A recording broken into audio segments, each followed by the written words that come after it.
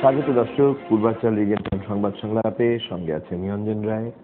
যথারীতি তিনজন বিশিষ্ট অতিথি আছেন স্টুডিওতে। আমাদের সাথে আছেন মাহমুদা হাবিবা, তিনি বিএনপি বাংলাদেশ জাতীয়তাবাদী দলের যে G9 নামক রিসার্চ গ্রুপটি তার অন্যতম সদস্য।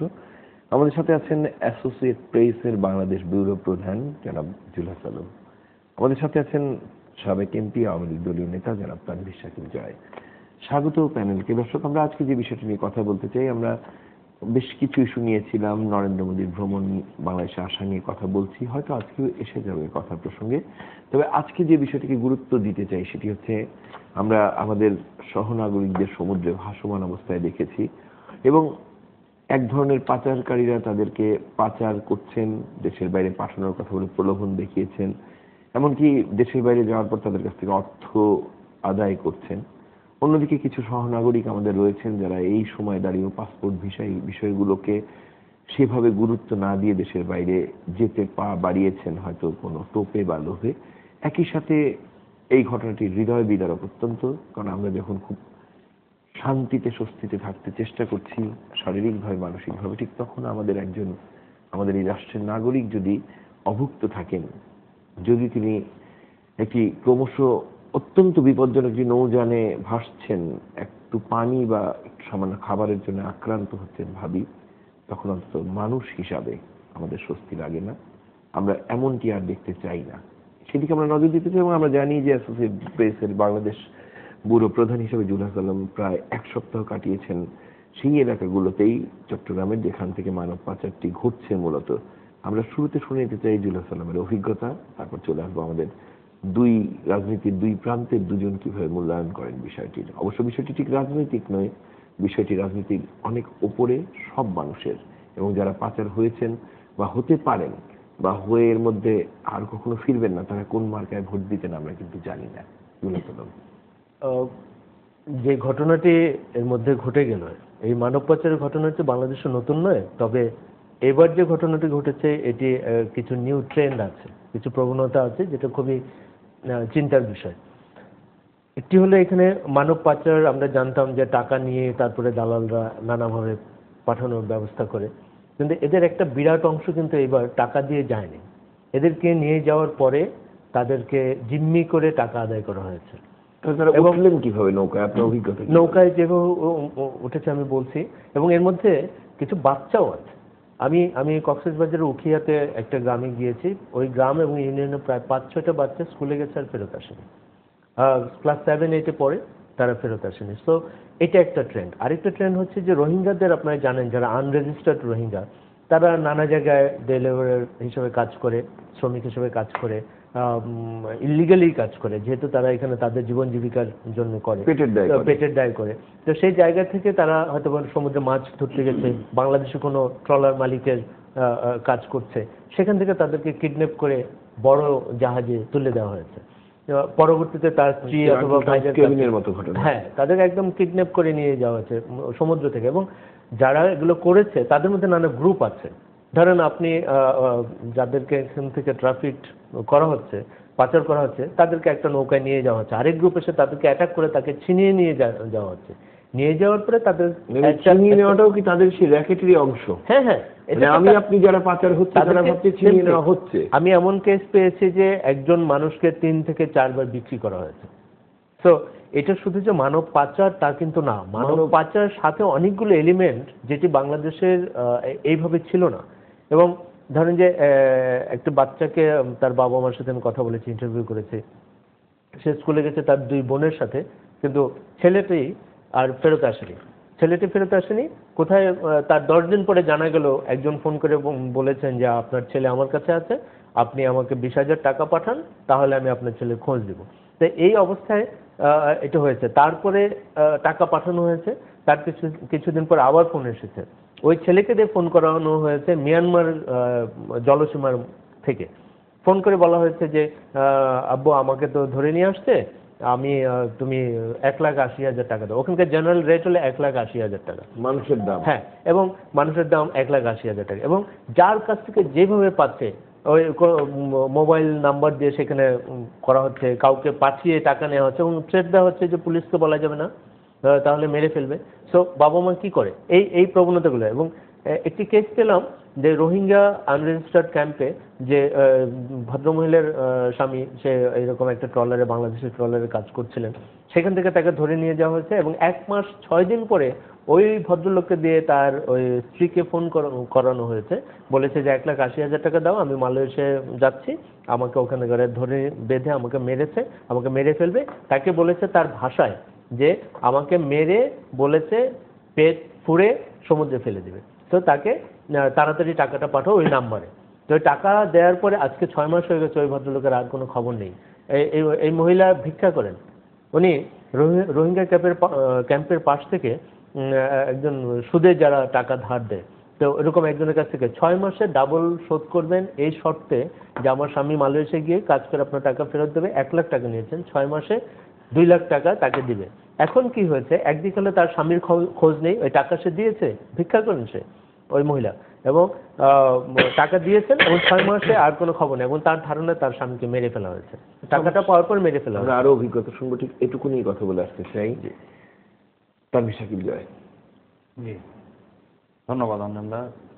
আসলে আমাদের মানব পাচার যদিও কথাটা ব্যবহার করা হচ্ছে, কিন্তু জুলহাস ভাই যে কথাটি বলেন আমি সেই সূত্র ধরেই শুরু করতে চাই যে এই মর্মান্তিক যে অবস্থা বর্তমানে, এই অবস্থাটা কিন্তু ঠিক মানব পাচার না। মানব পাচার বলতে আমরা আগে যেটা বুঝতাম যে হয়তো মানে প্রপার ডকুমেন্ট ছাড়া অন্য দেশে যে কাজ করা, সম্পত্তিতে একটি ঘটনা ঘটছে, বেআইনিভাবে যাচ্ছে, ওখানে যে চাকরি করছে, এভাবে আমাদের দেশ থেকে অনেক সময় অনেক উন্নত দেশে অনেকে চলে গেছে, আমেরিকাতে, ইংল্যান্ডে গেছে।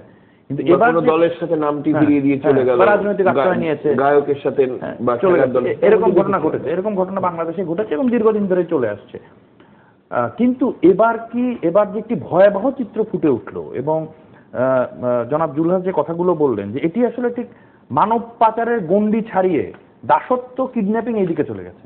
কারণ আমরা দেখছি যে গণকবর আবিষ্কৃত হচ্ছে এবং এদেরকে আসলে নিয়ে যেয়ে তাদের কাছ থেকে হয়তো র্যানসাম চাওয়া হচ্ছে, কিডন্যাপ করে যেরকম মুক্তিপণ দাবি করে সেরকম দাবি করা হচ্ছে, বা অনেককে তো আমি কয়েকটি পত্রিকাতেও দেখলাম, এখানে শিশুদের কথা আসলো, যে অনেক সময় যেটা হচ্ছে তাদের অঙ্গ প্রত্যঙ্গ বিক্রি করে দেওয়ার জন্য নিয়ে যাওয়া হচ্ছে তাদেরকে। এবং এখানে আরেকটি হলো যে কথাটি আসলো যে বিভিন্ন গ্রুপের মধ্যে রেষারেষি, মানব পাচার যে গ্রুপ তাদের মধ্যে যে রেষারেষি, সেগুলোর কারণে এক গ্রুপ ছিনতাই করে নিয়ে যাচ্ছে, আর এক গ্রুপ আবার তাদেরকে মেরে ফেলছে, আর এক গ্রুপ আবার তাদেরকে বিক্রি করে দিচ্ছে। এবং আমি এখানে একটি জলদস্যুদের গল্পের মতন অনেক, তার থেকেও রোমহর্ষক। এবং আমরা তো যে গণকবরের যে ঘটনাগুলো দেখলাম, এটি তো মানে আমি তো বলবো যে বিশ্বে যতগুলো জেনোসাইড হয়েছে এগুলো তো কোনো জেনোসাইড থেকে কম বলা যাবে না এই ঘটনাকে। এবং আমি আমার নির্বাচনী এলাকার একটা ঘটনা একটু বলতে চাই। আমি কিছুদিন আগে আমার নির্বাচনী এলাকায় সিরাজগঞ্জে কাজীপুরে গিয়েছিলাম, এবং তখন একজন বৃদ্ধ মুরব্বী আমার এলাকার এসে বললেন যে ওনার ছেলেকে পাওয়া যাচ্ছে না। কিছুদিন পূর্বে নাকি ফ্রান্সের একটা টেলিফোন নাম্বার, ফ্রান্স, উনি তো আর অত কিছু বোঝেন না, ওনাকে পরে লোকজন বলেছে ফ্রান্সের একটা টেলিফোন নাম্বার থেকে নাকি ওনার কাছে ফোন এসেছে এবং বলা হয়েছে বাংলাদেশের একজনের বিকাশ নাম্বার দেওয়া হয়েছে, তার কাছে 2 লক্ষ টাকা দিলে তার ছেলেকে আবার ফেরত পাঠিয়ে দেওয়া হবে। এবং সেই মুরব্বী 1 লক্ষ টাকার মধ্যে দিয়েও দিয়েছেন। পরে আমাদেরকে যখন বললেন, আমরা তখন পুলিশকে বললাম, কিন্তু উনিও ভীত সন্ত্রস্ত যে পুলিশকে বললে আমার ছেলের জীবন বিপন্ন হয়ে যায় কিনা। সুতরাং এটি কিন্তু একটি, আমি বলবো যে একটা ইন্টারন্যাশনাল মাফিয়া চক্রের সাথে এখন জড়িত হয়ে গেছে, এবং এটিকে তারা একটি মানে বড় স্কেলের একটি অপরাধ, মানে অপরাধ থেকে যে লুণ্ঠনের একটি উপায় সেই হিসাবে নিয়েছেন। এবং আমি মনে করি যে এই সমস্যাটি শুধুমাত্র বাংলাদেশের সমস্যা হিসেবে দেখলে হবে না, এই সমস্যাটা কিন্তু আন্তর্জাতিক পর্যায়ে চলে গেছে।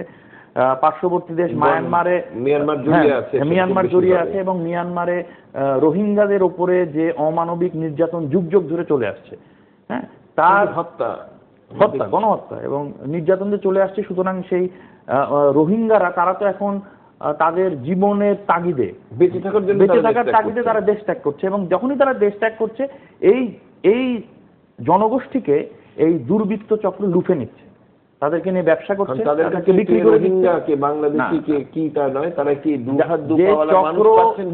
যে চক্র এক স্কুল ছাত্রদের অপহরণ করতে পারে, তাদের কাছে তো মানুষের জীবনের কোনো মূল্য থাকতে পারে না। সুতরাং এটি একটি আন্তর্জাতিক, আমি মনে করি আন্তর্জাতিক সমস্যা হিসাবে আবির্ভূত হয়েছে, এবং সেটিকে সমাধানের ক্ষেত্রেও বাংলাদেশ, মিয়ানমার এবং উন্নত যত রাষ্ট্র আছে সকলকে কিন্তু এগিয়ে আসতে হবে। না হলে আমি আরো কিন্তু মায়ানমারের এগিয়ে আসার ক্ষেত্রে মায়ানমারের যে শাসককুল আমরা জানি, বা তাদের যে রাষ্ট্রীয় অবস্থান আমরা জানি, এবং তাদের এক ধরনের গণমাধ্যম থেকে শুরু করে সবকিছুর পর তাদের যে এক ধরনের নিয়ন্ত্রণ, এবং সেখানে যে ঘটনা বলি, তাদের কিছু প্রভু আছেন আশেপাশে বা মার্কিন যুক্তরাষ্ট্রের যে লিপ সার্ভিস, সেইখানে দাঁড়িয়ে কি মিয়ানমার খুব বেশি এগিয়ে আসবে বলে মনে হয়? মিয়ানমার তো এগিয়ে আসছে, এই প্রশ্নটি কিন্তু আপনার এগিয়ে আসছে, কিন্তু কতটুকু এগিয়ে আসছে না। আমিও রোহিঙ্গাদের প্রশ্নে তারা যে পরিমাণ তারা নিজ দেশে গণহত্যা করছেন, এবং তাদের কাছে কিন্তু তাদের চোখে হয়তো রোহিঙ্গারা যদি এভাবে কমে তাহলেও তারা হয়তো সেটি দেখবেন, এবং সেই ক্ষেত্রে হয়তো একটি আন্তর্জাতিক মহলে মিয়ানমারের পর সেই চাপটি প্রয়োগ করা খুব জরুরি। কারণ মায়ানমারের তো এই কয়েকদিন আগে যে একটি সম্মেলন হয়ে গেল, যে সম্মেলনটি হলো, সেখানেও তো মায়ানমারের ভূমিকা আপনি কোনোভাবে ইতিবাচক বলতে পারেন না। এবং তারা তো রোহিঙ্গাদেরকে যে নাগরিক হিসেবে স্বীকৃতি দেবে না, এটা তারা ওপেনলি বলে দিয়েছে। এবং এখানে আপনি যে কথাটি বললেন যে মিয়ানমার জিওপলিটিক্যালি যেভাবে গুরুত্বপূর্ণ, এবং তাদের আশেপাশে যারা প্রভাবশালী রাষ্ট্র আছেন তাদের নির্লিপ্ততাও কিন্তু মায়ানমারকে উৎসাহিত করছে। এবং মায়ানমারের প্রাকৃতিক সম্পদের প্রতি বড় বড় দেশগুলো পশ্চিমা বিশ্বের যতটুকু নজর 10 লক্ষ রোহিঙ্গার প্রতি ততটুকু নজর আছে কিনা এ নিয়ে নিশ্চয়ই আমরা আলোচনা করবো। তার আগে আমি যেটুকু এ পর্যন্ত আমরা এগোতে পেরেছি সেটুকু নিয়ে মাহমুদা হাবিবা আপনার কাছে আসছি। ধন্যবাদ রঞ্জন ভাই, আপনি একটা অত্যন্ত হৃদয় বিদারক একটা ইস্যু আজকে তুলেছেন, অত্যন্ত মানবিক, যেটা আমাদের চোখে পড়ে প্রথমে কিছু ভয়াবহ ছবি দিয়ে, কিছু বিদেশি মিডিয়ার ছবি, যেটা আমরা দেখেছিলাম যে ইনারা সমুদ্রে বিচরণ করছেন এবং কোনো খাবার নাই, তারা পেশাব খেতে বাধ্য হচ্ছেন। এই ধরনের বাস্তবতায় যখন আমরা জানতে পারি তাদের মধ্যে মানুষ হিসেবেই অন্তর কেঁপে যায়, সেটা রোহিঙ্গাই হোক আফ্রিকানই হোক, সেইখানে যখন শুনি আমার একজন ভাই আছেন, আমার স্বদেশী ভাই, ওটা তো তখন একটা আমার দায়িত্বের পর্যায়ে পড়ে যায় যে আমার এটার একটা প্রতিকার প্রয়োজন। রোহিঙ্গা নিয়ে যে কথাটা জয় ভাই বললেন, মিয়ানমারের যে ভূমিকা, এটা এতটাই ন্যাক্কারজনক, এবং এটা আজকে থেকে না, এটা তো ঘটছে বহুদিন ধরে। এবং শুধু যে এই বিষয়টা নির্যাতন তা তো না, এটা তো জেনোসাইড পর্যায়ে চলে গেছে সেই দেশে।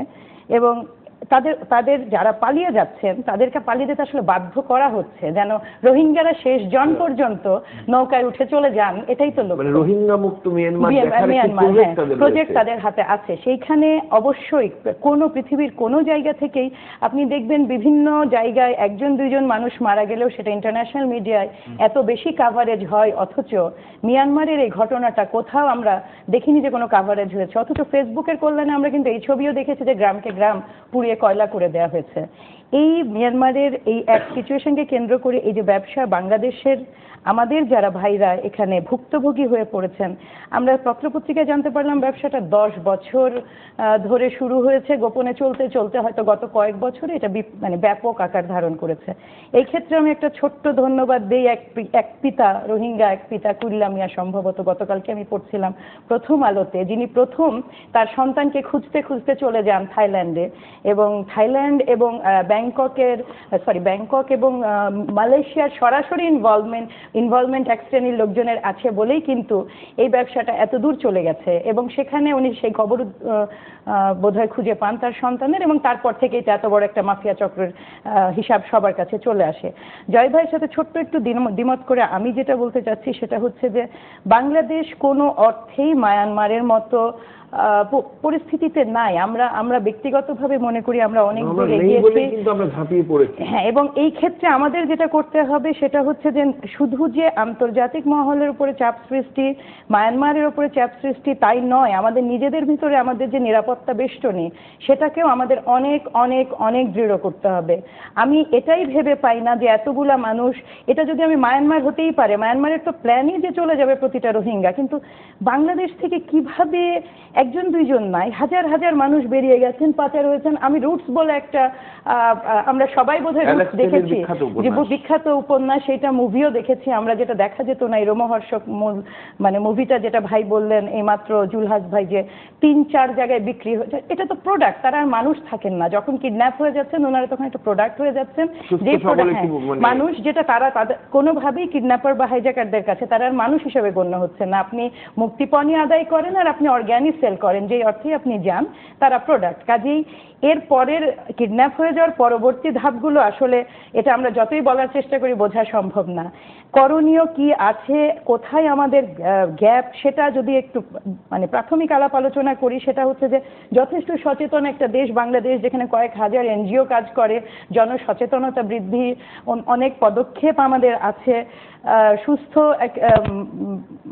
যে কোনো মানুষ, আমরা জানি যে ভিসা, পাসপোর্ট, অন্যান্য আনুষঙ্গিক অনেক সিস্টেম বিদেশ যেতে লাগে, কিন্তু যখন কিছু মানুষ আছেন অতি দারিদ্র সীমায় আছেন, দারিদ্র সীমার নিচে আছেন, যেমন এই মাত্র জুলহাস ভাই বললেন রোহিঙ্গা সেই রমণীর কথা যিনি ভিক্ষা করছেন।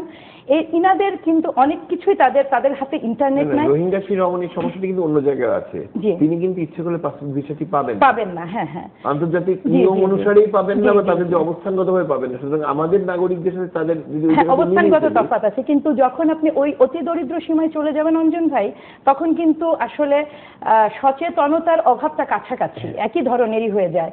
এই পাসপোর্ট ভিসা, এই এমনকি ভোটার আইডি কার্ড নিয়েই যে সচেতনতার অভাব, সেটাই বোঝা যায় যে আসলে তৃণমূল যারা অতি দারিদ্র সীমার নিচে অবস্থান করছেন, তারা যখন শোনেন যে বিদেশে যাওয়ার পরে টাকাটা দিতে হবে, ওইটাই যথেষ্ট হয়ে যায়। হ্যাঁ, অনেক বড় টোপ হয়ে যায়। যে বিরতির পরে আসতে চাই আপনার কাছে, কারণ অনেকগুলো প্রসঙ্গ আছে। এটা তো অনেক বড় একটা টোপ যে আমি ধীরে ধীরে টাকাটা শোধ করব, তারপরে আপনি আসেন কি না। আমি এই পর্যন্ত মেনে নিতে পারি যে এই পর্যন্ত আপনার একটা ছেলের সম্মতিতে যে মা আমি আজকে বিকেলে চলে গেলাম, বা ফোনে জানিয়ে দিল মা আমি বিদেশে চলে যাচ্ছি, আমি ওখান থেকে টাকা পাঠিয়ে দিব, বা আমি যাওয়ার পরে টাকা শোধ করব, সেটা এক ইস্যু। কিন্তু যখন একটা স্কুলের বাচ্চা অপহৃত হয়ে যাচ্ছে, তখন কিন্তু সাথে সাথে আইন শৃঙ্খলা রক্ষাকারী বাহিনীর দায়িত্ব এখানে চলে আসে।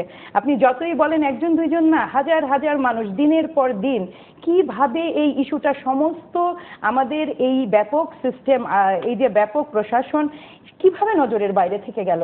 এইভাবে যদি মানুষও পাচার হয়ে যান, আমি আজকেই বোধহয় প্রথম আলোতে সৌরভ হোসেন সাহেব একটা লেখা পড়ছিলাম, তার মানে হলো যাওয়ার রুটটা যখন আপনার এরকম অরক্ষিত, অনেক অন্য ধরনের কিছু যদি ঢুকেও যায় আপনার সীমান্তে, আপনার এলাকায় এবং আপনার উপকূলে, সেটাও তো একইভাবে অরক্ষিত। ধন্যবাদ। একটি নিয়মমাফিক বিরতি থেকে ঘুরে আসতে চাই। সময়টা দর্শক যেমনটি থাকে ঠিক তেমনটি, ছোট্ট একটি বিরতি। প্রত্যাশা পূর্বাচল রিজেন্ট সংবাদ সংলাপের সাথে আপনারা থাকবেন।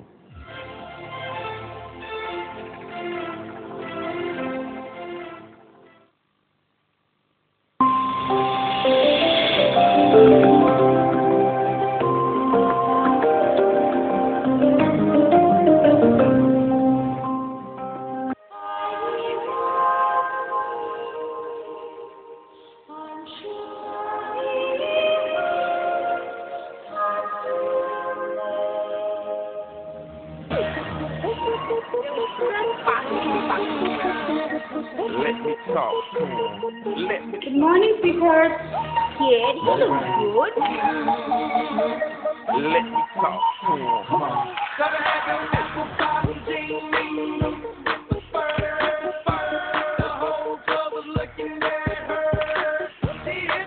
আবার ম্যাচ মেকিং করে বেড়াবি এবং কোন ছেলে কত ভালো, তার কত অ্যাট্রিবিউট, সেগুলো ফিগার আউট করে বেড়াবি। আছি আপা আমাদের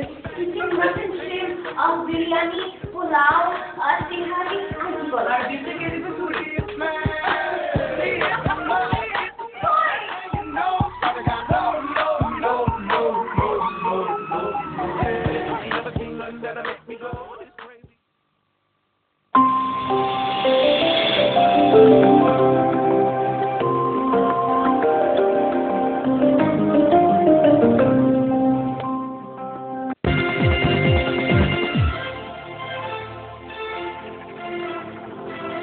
দর্শক, ফিরে এলাম পূর্বাচল রিজেন্ট সংবাদ সংলাপের। জনাব জুলহাস, আরেকটি বিষয় আপনাকে দিয়ে শুরু করতে চাই, যেটি এই মানব পাচার বা এই ধরনের ঘটনাগুলোতে ক্ষেত্রে আসা উচিত বলে আমি মনে করি।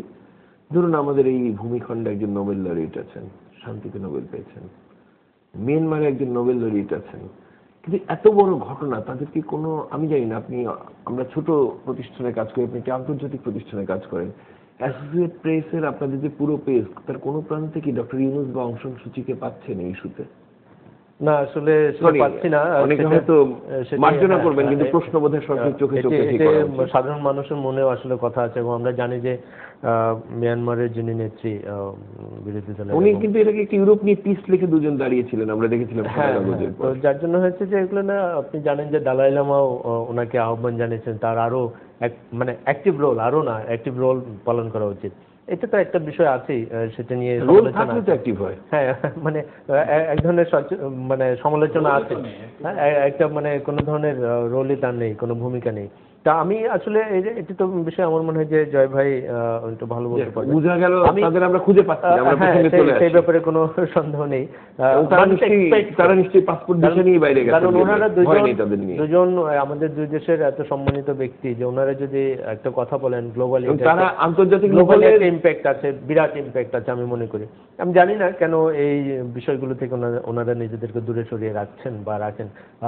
অং সান সু চির হয়তো বা একটা ইস্যু থাকতে পারে, ন্যাশনাল পলিটিক্স একটা, আমি জানি না যে আমাদের এখানে ওনার কি জন্য সমস্যা।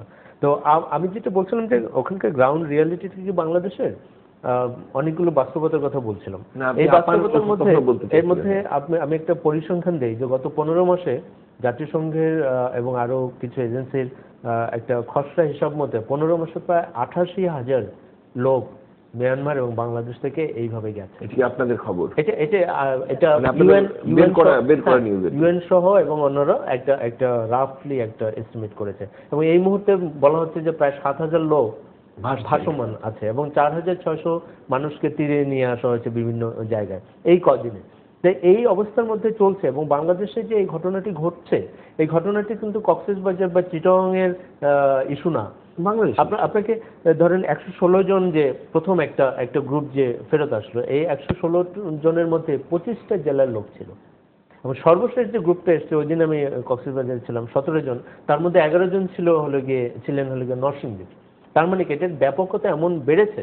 আমি জানতে পেরেছি যে প্রায় 300, যাদেরকে আমরা দালাল বলি, যে 300 দালাল যারা এর বাইরেও আছে, তো মূল যে দালাল, এরকম 300 দালাল সারা দেশে তারা এই নেটওয়ার্কটাকে কন্ট্রোল করছিল, এবং এই কন্ট্রোলের মধ্যে গোয়েন্দা বিভাগ, অন্যান্য গোয়েন্দা বিভাগ, পুলিশের, কক্সবাজার পুলিশের 24 জনের নাম দিয়ে, উখিয়া এবং টেকনাফ সহ নাম দিয়ে একটি রিপোর্ট কিন্তু তারা দিয়েছে গোয়েন্দা সংস্থা, এবং সেটি সরকারের কাছে আছে বলে এই তারা কিন্তু পুলিশের সংশ্লিষ্টতা এখানে এসছে, অন্য গোয়েন্দা সংস্থাগুলোর রিপোর্ট দিয়েছে। 24 জন বর্তমান দায়িত্বে আছেন ওই এলাকায় এবং আগে।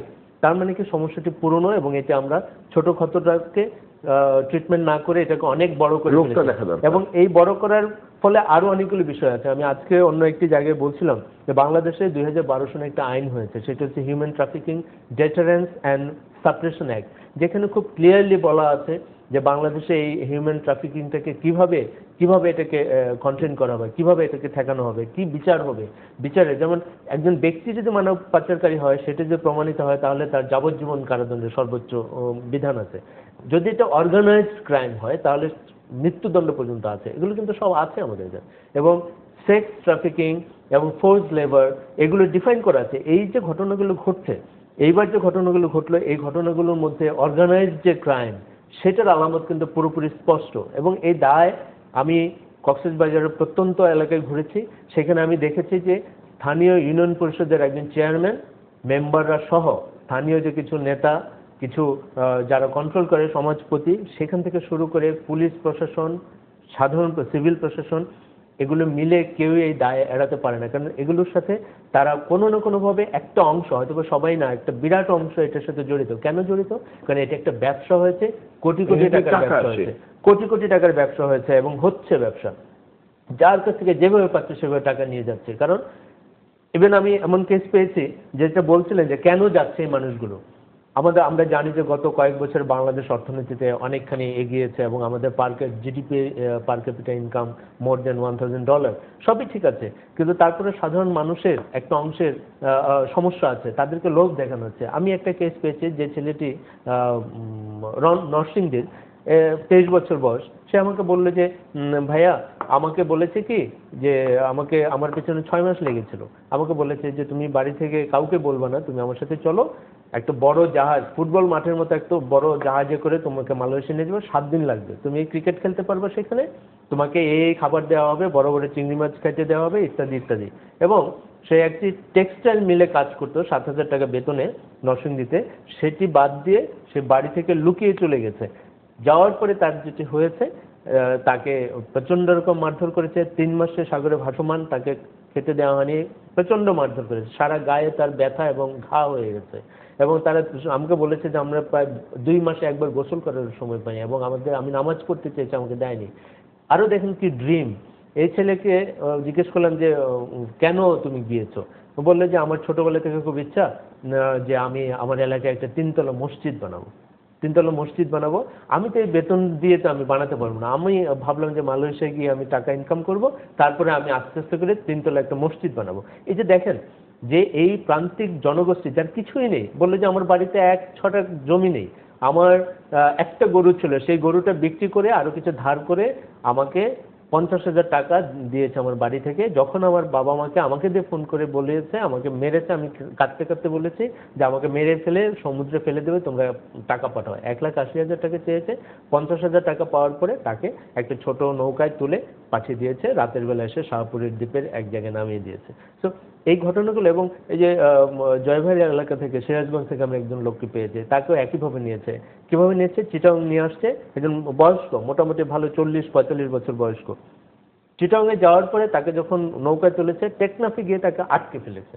এবং আমাকে এরা প্রত্যেকেই বলেছেন যে একবার যদি ওইখানে গিয়ে আটকা পড়ে যায়, আমরা কিন্তু কোনো টাকা দিই না, আমাদের সাথে কোনো টাকাও ছিল না, 500 টাকা নিয়ে গেছি, কিন্তু তাদের টাকার দরকার নেই। একবার আমাদের জিম্মি করে এখানে টাকা, মানে এখানে ছিল টাকাটা বাড়তি লাভ, কারণ মানুষটা বেচলে আরেকবার লাভ হচ্ছে। তো যার জন্য হয়েছে যে অনেকবার বিক্রি করে দেওয়া হয়েছে তাদেরকে কৃতদাস হিসেবে, এবং টাকাটা পেয়ে অনেককে সমুদ্রে আসলে ফেলে দেওয়া হয়েছে। তো এই জায়গাগুলো থেকে আসলে আমার মনে হয় যে অনেক মানে শক্তভাবে ধরার ব্যাপার আছে, এবং এটাকে শুধুমাত্র মানব পাচার হিসেবে দেখার সুযোগ আর নেই। এটার সাথে অনেকগুলো ক্রিমিনাল এলিমেন্ট যুক্ত হয়েছে। এবং আপনি জানেন যে আমি আজকে জানতে পারলাম যে পুলিশ হেডকোয়ার্টারে একটি এন্টি হিউম্যান ট্রাফিকিং সেল আছে, যেটা 2004 সন থেকে এটি মানে কার্যকর আছে। এবং আমি জানতে পারলাম যে এটার যিনি চিফ, উনি আমার সাথে অন্য একটু জায়গায় ছিলেন, উনি আমাকে বললেন, একজন অ্যাডিশনাল আইজি, উনি বললেন যে আমরা গত কয়েক বছরে বেশ লম্বা সময় প্রায় 3,000-এর মতো লোক ধরেছি, কিন্তু 3,000-এর মতো লোক ধরে লাভটা কি? মানব পাচারের সাথে সংশ্লিষ্ট লাভটা কেন নাই? আমি কক্সবাজার থেকে জানতে পারলাম টেকনাফ রিলেটেড মামলার জন্য যে কোর্ট কক্সবাজারে আছে, সেখানে 13,000 মামলা আছে, শুধু মানব পাচার না, আরো অন্যান্য বিষয় মিলে। সেই কোর্টে গত 1.5 বছর ধরে ম্যাজিস্ট্রেট নেই। কিভাবে হবে?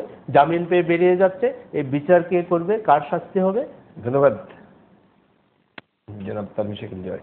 জি, আমার মনে হয় এই সমস্যাটি সমাধানে একটি মানে রাষ্ট্রীয় উদ্যোগ আমরা দেখছি, এবং মানে কোনো মানে বিশেষ কোনো ব্যবস্থা কি নেওয়া যেতে পারে? না, বিশেষ ব্যবস্থা তো নিতেই হবে, নেওয়া হয়েছে, যথেষ্ট হয়েছে। যে কথাটি দিয়ে শুরু হয়েছিল, মানে যারা ফেরত আসবেন তো তাদের আনা হবে, কিন্তু আর যাতে না যায়।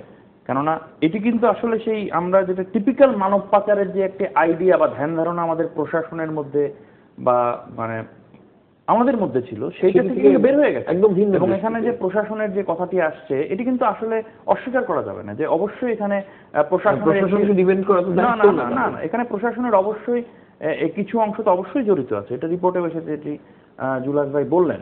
এবং আপনি শুধু এক্ষেত্রে নয়, রাষ্ট্রে যে সকল অপরাধ সংগঠিত হয়, চোরাচালান বলেন বা সন্ত্রাস বলেন, বিভিন্ন ক্ষেত্রে সবসময় কিন্তু দেখা যায় যে প্রশাসনের তো সকল অংশই ভালো হয় না, কিছু খারাপ অংশ সবসময় থাকে, তারা জড়িত হয়ে যায়, সমাজেরও থাকে, প্রশাসনের থাকে, তাদের পারস্পরিক নেক্সাসের মাধ্যমেই তো ঘটনাটা ঘটে। এবং আজকে এখানে দেখেন, এখানে থাইল্যান্ড বা মালয়েশিয়ার কথা যে বলা হচ্ছে, বিশেষ করে থাইল্যান্ড তো একটি উন্নত রাষ্ট্রই বলা যায়। থাইল্যান্ডের প্রশাসন, আইন শৃঙ্খলা বাহিনী সর্বোচ্চ পর্যায় থেকে কিন্তু এই বিষয়টার সাথে একটা সিন্ডিকেট জড়িত, এবং এটি কিন্তু নিউজে এসেছে। এবং থাইল্যান্ডের বনাঞ্চলে যে গণকবর পাওয়া গেছে বা সেখানে মানব পাচারের নামে যে নৃশংসতা হয়েছে, সেখানে সরাসরি তাদের আইন শৃঙ্খলা বাহিনীর একটি মদত যে আছে, এটি কিন্তু সকল মিডিয়াতেই চলে এসেছে। এখন আবার সেখানে দেখার বিষয়, থাইল্যান্ডের যে এখন পুলিশ কর্তৃপক্ষ যখন অপারেশনে নেমেছে, তারা কিন্তু চোখে আঙুল দিয়ে যাদেরকে দেখিয়ে দিচ্ছে, তাদেরকে নির্দ্বিধায় গ্রেফতারও করা হচ্ছে। না, সেটা তো গ্রেফতার করা হচ্ছে, কিন্তু এতদিন হয়নি। এখন যেহেতু বিষয়টি এমন ভাবে আন্তর্জাতিক মিডিয়াতে এবং বিশ্ববাসীর কাছে চলে এসেছে, তখন কিন্তু সেটি ছাড়া উপায় নেই। তো এখন এই যে একটি, এবং এই সিন্ডিকেটটা শুধু থাইল্যান্ডে আছে বা মায়ানমারে আছে, বাংলাদেশে সেটি নয়, এটি আসলে এখন একটি আন্তর্জাতিক একটি মানে সিন্ডিকেট হয়ে গেছে। এখন আমাদের যেটি করতে হবে, এরই মধ্যে যে আইনগুলো সরকার করেছেন এবং সরকার আন্তরিকতার সাথে চেষ্টা করছেন যে এই ভয়াবহ যে চিত্রটি উঠে এসেছে, এটিকে সামাল দেওয়ার জন্য। এবং এখানে আরেকটি বিষয় বলতে চাই যে 88,000 জনের যে কথা বলা হলো, এখানে কিন্তু একটি বিষয় বুঝতে হবে, যে কথাটি আপাও বলছিলেন, যে এখানে একটি পিওর কিডন্যাপিং হলে, একটি অপহরণ হলে তার পরিবার থেকে থানায় মামলা করা হয়, কিছু কিছু ক্ষেত্রে প্রশাসন অ্যাক্টিভ হয়, কিছু কিছু ক্ষেত্রে যতটা অ্যাক্টিভ হওয়ার কথা অ্যাক্টিভ হয় না। কিন্তু এখানে কিন্তু আপনি 88,000 জন যে অপহৃত হয়েছে সেটি কিন্তু 88,000 হয়তো অধিকাংশের পরিবারই তাদের এটি আমি বলতে চাচ্ছি যে এখানে, এবং এখানে আমি আপনারা এই নিউজটা হয়তো দেখেছেন, আহসানুল্লাহ ইউনিভার্সিটির একজন ছেলে যাকে বলা হয়েছিল যে সমুদ্রে ডুবে গেছে আজ থেকে 1 থেকে 1.5 বছর আগে, এটা কিন্তু নিউজে এসেছে, তাকে পাওয়া গেছে এখন মালয়েশিয়াতে একটি ক্যাম্পে পাওয়া গেছে। ওটা হয়নি, ওটা পাওয়া যায়নি, মানে ওকে, সেটা হয়তো পরে করা হয়েছে, হ্যাঁ কনসেন্ট বলে এসেছে। এখন বিষয়টা হলো যে এই যে মানে একজন শিক্ষিত মানুষ বা একজন টেকনাফে গেলে আমি আপনি বা জুলহাস বা হাবিবা আপা যে ওখান থেকে ওদের হাতে পড়লে পাচার হয়ে যাবো না, কোনো জায়গা নেই। আমি বলি একদম স্পেসিফিক্যালি জায়গার নাম বলি, উখিয়াতে সোনারপুর নামে একটা জায়গা আছে, জিজুর খাল বলে, যে খালটাকে সমুদ্রে রেখেছে, and that is one of the points যেখান থেকে তুলে নেওয়া হয়। ওখানে ছোট ছোট ঘর আছে, আমি নিজে দেখে এসেছি, যেখানে আমাকে বলেছে যে এইভাবে এরকম ছোট ঘরে এনে রাখা হয়, এখান থেকে রাতের বেলা তুলে নেওয়া হয়। সেখানে একটা ঘটনা ঘটেছে, বস্তা হিসেবে বিক্রি করা হতো কদিন, এবং বিডিআর এর ক্যাম্প বসানো হয়েছে অস্থায়ীভাবে, তারপরে এটা কমেছে। এই রাস্তাটা সেইখানে যাওয়ার সময় কিছু ঘটনা ঘটেছে, অল্প কিছু, যে মানুষ ধরে রাতের বেলা বা করে বস্তার মধ্যে ভরে তারপরে নৌকায় তুলে দিয়েছে, পার বস্তা 10,000 টাকা। তার মানে কি, আপনি ওখানে টুরিস্ট হিসেবে যদি গিয়ে থাকেন, আমি জানি না এটা কি অবস্থা হবে, আপনাকে যদি একা পেয়ে বসে তাহলে ইউ আর গন। এখানে কিন্তু সুতরাং এই সমস্যাটা কিন্তু শুধু আইন শৃঙ্খলা বাহিনীকে দিয়ে সমাধান করা যাবে না, জনসচেতনতার যে কথাটি আসলে মানুষের প্রতিরোধ দরকার এবং আমাদের মধ্যে সচেতনতা তৈরি করতে হবে। যে মানুষটি একটা টেক্সটাইল মিলে চাকরি করে 7,000 টাকা বেতন পাচ্ছে, সে যে একটি মিথ্যা মরিচিকার পিছনে ছুটে যে তার সারা জীবনের সবকিছু নষ্ট করে ফেললো, এই বোধটাও কিন্তু আমাদের সকলের মধ্যে জাগ্রত করতে হবে, এবং সেটি শুধু সরকার তো একা পারবে না, এটা সকলকে এগিয়ে আসতে হবে, এটি সবার দায়িত্ব। এবং অবশ্যই পুলিশের মধ্যে যে হিউম্যান ট্রাফিকিং সেল আছে এবং বর্তমানে যে গোয়েন্দা সংস্থাগুলোকে সমন্বিত করে এই পাচারকারীদের ধরার ক্ষেত্রে সরকার যে উদ্যোগ নিয়েছে সেটিকে জোরদার করতে হবে, এবং এক্ষেত্রে অবশ্যই আমাদেরকে রিজিওনাল এবং ইন্টারন্যাশনাল সহযোগিতাটাকে নিতে হবে। কারণ এখানে যে আপনি যে কথা শুরু করেছিলেন, একটি দেশের সমস্যা নয়, আর আমরা অত্যন্ত ব্যথিত হই যখন দেখি যে যাদেরকে আমরা শান্তির দূত মনে করি, যাদেরকে আমরা বিশ্ব শান্তির জন্য পুরস্কারে ভূষিত করা হয়, তারাই যখন এরকম বিষয়ে নিশ্চুপ থাকেন, তখন কিন্তু আসলে আমরাও চিন্তিত হয়ে যাই, তাহলে কি বিশ্বের পরাশক্তিগুলো ওনাদের কিছু যায় আসে না। তো যাই হোক, কিন্তু তারা যদি অশান্তিতে নাও ভোগেন, আমরা তো ভুগছি, আমরা সাধারণ মানুষরা ভুগছি, আমাদেরকে এগিয়ে আসতে হবে এবং আমাদের এই মানে এই মানব পাচারের নামে যে দাসত্ব, এটাকে এখনই স্টপ করতে হবে। ইন্টারন্যাশনাল কনসার্ন, আমি আপনার কাছে যাই, ইন্টারন্যাশনাল কনসার্নে বলা হচ্ছে যে রোহিঙ্গার সমস্যার সমাধান না করে এই সমস্যার সমাধান করা খুব কঠিন, কিন্তু মিয়ানমার তো রোহিঙ্গাদের নাগরিক হিসেবে মানে, সেই জন্যই বলা হচ্ছে যে মিয়ানমারকে অবশ্যই রোহিঙ্গাদের সিটিজেনশিপ দিতে হবে, এবং এর মাধ্যমে যদি এই সমস্যার সমাধান না করা যায় তাহলে এটা সাস্টেনেবল হবে না। এখানে আমি একটা বিষয় অ্যাড করব, যে এখানে কিন্তু আপনি দেখেন, যখন এটা বলা হচ্ছে তখন কিন্তু শুধু রোহিঙ্গাদের আইডেন্টিফাই করা হচ্ছে। বাংলাদেশের যে 88,000 জন মানুষ গেল, তারা তো রোহিঙ্গা না, কিন্তু তাদের কি তাহলে কোনো মানবিক বিচার নেই? হ্যাঁ, তাদেরকে তারা বস্তা নাকি? তো এখানে বিষয়টা হলো যে এখানে রোহিঙ্গা কথাটি বারবার ইউজ করা হচ্ছে কেন? এখানে মায়ানমার জড়িত, মায়ানমারের সাথে ওখানকার ভূ রাজনৈতিক পরিস্থিতি জড়িত, এবং দ্বিতীয় কথা রোহিঙ্গা ইস্যুটি জিয়ে রেখে এই বাণিজ্য থেকে মায়ানমারের ভাবার বিষয়টি দেখতে হবে। তো সুতরাং এটা শুধু রোহিঙ্গাদের বিষয় না। ধন্যবাদ রঞ্জন ভাই। আসলে জয় ভাই ঠিকই বলেছেন যে এটা শুধু রোহিঙ্গা নাম দেওয়া হচ্ছে কেন, 88,000 জন টোটাল যারা পাচার হয়েছেন তাদের মধ্যে তো একটা বড় অংশ বাংলাদেশি। কাজে এখানে আসলে মায়ানমার তার কারণে তার স্বার্থে দিয়ে রেখেছেন, এখানে আশেপাশের দেশগুলো যারা এখানে কোনো ধরনের মানবাধিকার লঙ্ঘন দেখছেন না রোহিঙ্গাদের উপরে, তারাও তাদের স্বার্থে চুপ করে আছেন। কিন্তু বাংলাদেশের প্রশ্নে চলে আসলে আমি আবারও বলি যে জনসচেতনতা বৃদ্ধি সবচেয়ে বড় কথা, রাষ্ট্রীয়ভাবে এবং সরকারিভাবে সমস্যাটাকে টপ প্রায়োরিটি দিয়ে বিচার করাটা অত্যন্ত প্রয়োজন। আমরা এই ক্ষেত্রে একেবারে সরকার প্রধান থেকে শুরু করে, যেমন আমি আপনাকে বলি, সমস্যাটা এতখানি ব্যাপক হওয়ার আগে খুব খেদের সাথে আমাদের মাননীয় প্রধানমন্ত্রী উক্তি করেছিলেন যে যারা বাইরে যাচ্ছেন তারা মানসিক ভারসাম্যহীন। কিন্তু এখানে বিষয়টা হচ্ছে যে একটা বড় অংশ, এই কথাটা আসলে একটু নির্দয়, আমার নিজের কানেও ঠেকেছে, এবং মানে বেশ নির্দয় কথাই আমি বলবো, কারণ যখন সরকার প্রধান তার দায়িত্বটাও অন্য ধরনের যেহেতু। কাজে আমি আশা করি যে এই সমস্যাটা উনি যখন বলবেন বলবেন যে যে কোনো মূল্যে আমার দেশ থেকে মানব পাচার বন্ধ করতে হবে, তখন যেই নিষ্ক্রিয়তার কথা আমরা শুনছি প্রশাসনের কিংবা জয় ভাই বা জুলহাস ভাইয়ের কথায় যেটা উঠে আসছে যে একটা প্রশাসনের অংশ জড়িত, কখন? যখন তারা জানেন যে আমি এই বেনিফিটটা নিয়ে আরামের সাথে বেরিয়ে যেতে পারবো আইনের ফাঁক গলে, তখনই প্রশাসন নিজেকে সেখানে সংশ্লিষ্ট করে। কাজে সরকার যখন একটা প্রায়োরিটি হিসেবে এটাকে নেবেন এবং সেই অনুযায়ী এই চাপ প্রদান করবেন প্রশাসনের উপরে, একটা শাস্তির ভয় থাকবে। আপনি যেটা বললেন যে অন্তত থাইল্যান্ডে এবং মালয়েশিয়ায় অ্যারেস্ট তো হচ্ছে, আমাদের এখানে দৃশ্যমান আজকে বোধহয় ওই যে কোর্ট থেকে একটা অর্ডার এসেছে আজকে বা গতকালকে, এবং এবার দুদকও বোধহয় তাদের মামলা মুভ করবে বলে মানে আমরা শুনতে পাচ্ছি, কিন্তু সেটা এতখানি যে ভয়ঙ্কর বস্তা কাহিনী এই অংশটুকু আবার আমার জানাই ছিল না। অবশ্যই এখানে আমার একটা জিনিস মনে হয়, মানে মানুষ হিসাবে আমার যেটি মনে হয় যে আমাদের এই মুহূর্তে টপ প্রায়োরিটি কি হবে, আমাদের ভাবতে হবে যে আমাদের টপ প্রায়োরিটি হচ্ছে আমাদের যে প্রায় 4000 মানুষ বা 2500 মানুষ ভাসমান আছেন তাদের ফিরিয়ে আনা, এবং তারপরে এমন একটি কঠোর জায়গায় যাওয়া যেখানে মানব পাচারের জন্য দণ্ড, কিন্তু একই সাথে কিন্তু আমাদের মনে রাখা দরকার আমরা কিন্তু সেই দেশের নাগরিক। যখন প্রকাশ্যে ধূমপানের জন্য 50 টাকা বা 100 টাকা জরিমানা করি তখন আমরা ধূমপান থেকে বিরত থাকি। সুতরাং যারা এইভাবে যাবেন তাদেরও মিনিমাম একটি শাস্তির জায়গা না থাকে, তারা কিন্তু সেটা তো অবশ্যই, কিন্তু সেটা তো সেকেন্ডারি প্রায়োরিটি। প্রথমত যারা করছেন তাদের দৃষ্টান্তমূলক, আপনার মনে আছে অ্যাসিডের ক্ষেত্রে আপনার মনে পড়ে আমরা যখন ছোট থেকে বড় হয়েছি অঞ্জন ভাই, আমরা জানলা খুলতাম না অ্যাসিডের ভয়ে যে কখন যেন কি হয়, সেইটা কিন্তু বন্ধ হয়ে গেছে। খুব স্ট্রং স্ট্যান্ড এখানে জরুরি, শুধু সরকার এবং জনসাধারণ।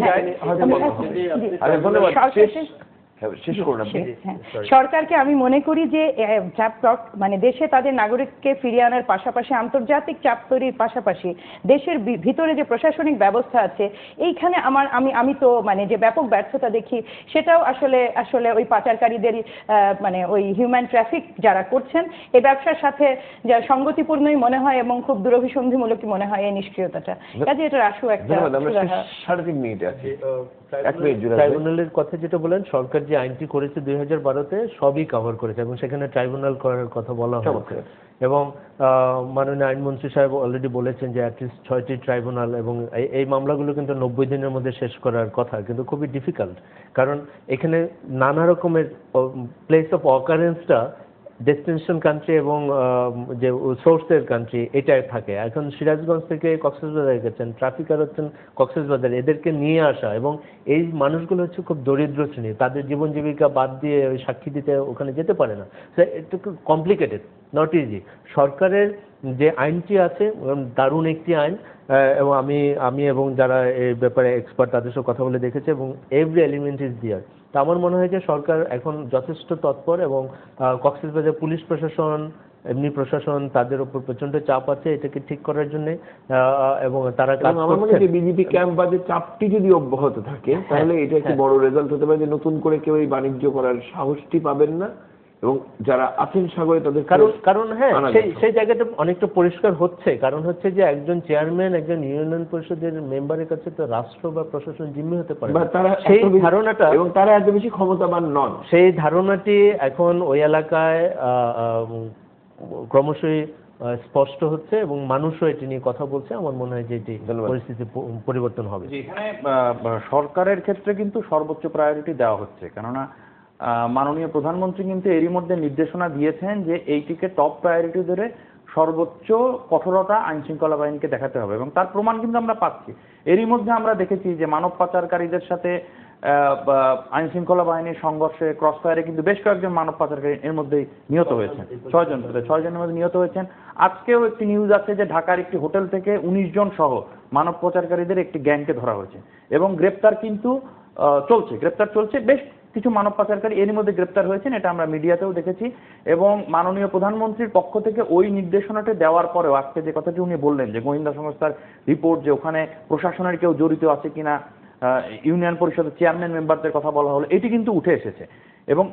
এবং সাগরে যারা ভাসমান আছেন এদের মধ্যে একটি অংশকে কিন্তু পররাষ্ট্র মন্ত্রণালয়ের মাধ্যমে এরই মধ্যে কিছু নাগরিককে কিন্তু ফেরত আনা হয়েছে, আর একটি বড় অংশ আছে যাদেরকে ফেরত আনার জন্য প্রক্রিয়া নেওয়া হচ্ছে। এবং থাইল্যান্ডে যে সম্মেলনটি হয়ে গেল সেখানেও কিন্তু আমাদের সরকারের পক্ষ থেকে পররাষ্ট্র মন্ত্রণালয়ের মাধ্যমে অত্যন্ত জোরালো ভূমিকা রাখা হয়েছে এবং বিশেষ করে ওই কথাটি বারবার তুলে আনা হয়েছে যে এটি শুধু রোহিঙ্গাদের সমস্যা নয়, এটি একটি আন্তর্জাতিক সমস্যা, মানব পাচারকারীদের একটি সমস্যা। সুতরাং এটিকে ওইভাবেই সমাধান করতে হবে এবং আমি মনে করি যে সরকার যে কঠোর পদক্ষেপ নিয়েছেন সেটিতে আমরা এই সমস্যাকে প্রতিরোধের ক্ষেত্রে এবং দমনের ক্ষেত্রে একটি সুফল আমরা অবশ্যই পাবো। তবে এক্ষেত্রে সকলকে, এটি শুধু সরকারের দায়িত্ব নয়, এটি সকলকে এগিয়ে আসতে হবে যার যার অবস্থান থেকে। এবং জনসচেতনতা একটি অত্যন্ত গুরুত্বপূর্ণ বিষয়, কারণ একজন মানুষ যখন স্বেচ্ছায় পাচার এত কিছু জানার পরেও যখন পাচারকারীদের মাধ্যমে যেতে চায়, তখন সে যে তার নিজের জীবনকে নিশ্চিত মৃত্যুর মুখে ঠেলে দিচ্ছে, এটি কিন্তু মানুষকে উপলব্ধি করিয়ে আনতে হবে। সেই জায়গায় এক ধরনের বড় ব্যারিয়ার থাকাও দরকার। খুব কম সময়, 1 মিনিট নয়। ধন্যবাদ অঞ্জন ভাই। আসলে জনসচেতনতা সৃষ্টির তো কোনো বিকল্প নাই। এখানে যে যার অবস্থানে আমরা আছি, আমরা কেউই চাই না যে আমাদের বাংলাদেশের কোনো নাগরিককে আমরা এই ধরনের কোনো পরিস্থিতিতে ভবিষ্যতে দেখি। কাজে আমাদের সবার পক্ষ থেকে আমাদের সর্বোচ্চ চেষ্টা আমরা করব এবং একই সাথে অত্যন্ত সফল পররাষ্ট্রনীতির যেটা কূটনীতি বলি আমরা, সেইটা যদি আমরা সেইখানেও যথেষ্ট অগ্রসর হতে পারি, আমাদের যে প্রতিবেশী দেশ আছে ভারত এবং অন্যান্য দেশকে একসাথে নিয়ে একটা চাপ তৈরি করা মায়ানমারের উপরে, যেন রোহিঙ্গা সমস্যার মানে আড়ালে বাংলাদেশের উপরে এই যে হুমকি, এই যে কালো একটা ছায়া, এটা যেন মানে বন্ধ হয়। অন্তত চিন্তা করতে হয় যে বাংলাদেশের উপরে এই আঘাতটা ভবিষ্যতে করতে হলে এটার প্রত্যাঘাত পেতে হবে। রোহিঙ্গা সমস্যার সমাধান এই জন্য জরুরি, কারণ আমরাও কিন্তু মাঝে মাঝে দেখি তারা এদিকেও চলে আসছে এবং আরো একটা সেই বিষয় অ্যাকোমোডেশনটিও আমাদের পক্ষে দেওয়া আন্তর্জাতিক সম্ভব নয়। এবং একই সাথে মানুষ হিসেবে আমরা এটা মেনেও নিতে পারি না যে একটা জনগোষ্ঠীকে পুড়িয়ে ফেলা হবে বা তাদেরকে স্বীকৃতি দেওয়া হবে না। কাজে এটা খুব শক্ত অবস্থান। যেমন আমরা মানে এই কারণেই মিয়ানমারের সমস্যাটির সমাধান হলে বোধহয় এই উপমহাদেশ ব্যাপী অনেক কিছু সেটেল হয়ে আসবে। একই সাথে যেভাবে সরকার হচ্ছে আলটিমেটলি সমস্ত ক্ষমতার এখন উৎস। সরকার যথেষ্ট আন্তরিক থাকলে পরিপূর্ণভাবেই এই সমস্যার সমাধান সম্ভব হবে। যশোরের মনিরামপুর থেকে নাকি 2500 লোক নাই, এই দায় কে নেবে? ধন্যবাদ, শেষ করছি। ধন্যবাদ মাহমুদা হাবিবা, ধন্যবাদ জনাব জুলহাস আলম, ধন্যবাদ তানভীর শাকিল জয়। দর্শক, আজকে আলোচনা এই পর্যন্তই। আমরা যে সমস্যাটি নিয়ে কথা বলছিলাম সেটি নিশ্চয়ই 42 বা 45 মিনিটে একটি টক শোতে সমাধানযোগ্য নয়। শুধু বাংলাদেশের পক্ষে সমাধান করা সম্ভব নয়, বাংলাদেশ, থাইল্যান্ড, মালয়েশিয়া মিলেও সমাধান করা সম্ভব নয়। মাঝখানে যে রাষ্ট্রটি রয়েছে এবং যে রাষ্ট্রটি মানবিক নয় অনেক অংশে আমরা দেখতে পাচ্ছি মিয়ানমার, এবং সেখানে বেশ কিছু সংকট রয়েছে যে সংকটগুলো না মিটলে এই মূল সমস্যাটির শেকড় উপড়ানো কঠিন। আমরা আমাদের এন্ড থেকে চেষ্টা করছি এবং আমরা প্রত্যাশা করি সমস্যাটি মিটবে। আর যে প্রসঙ্গটি উঠছিল মাঝে মাঝে, মানুষ হিসাবে শব্দটি 3 বার বললাম আজকের অনুষ্ঠানে, বিস্মিত হতে হয়। কারণ শান্তির দূতেরা যখন নীরব থাকেন সাধারণ সহনাগরিকদের এই ধরনের যন্ত্রণায়, তখন বোধহয় তাদেরকে নিয়েও আমাদের একটু ভাবা দরকার। কারণ তারা কিন্তু অনেক অপ্রয়োজনীয় ইস্যুতে অনেক বড় কথা বলেন, তারা কিন্তু কখনো কখনো পৃথিবীর অতি ক্ষুদ্র বিষয় নিয়ে অনেক বড় বক্তৃতা দেন, বড় সম্মানই পান। কিন্তু আমাদের মানুষগুলো মানুষ, তাদের মনে রাখা দরকার তিনি যেই হন না কেন। শুভরাত্রি।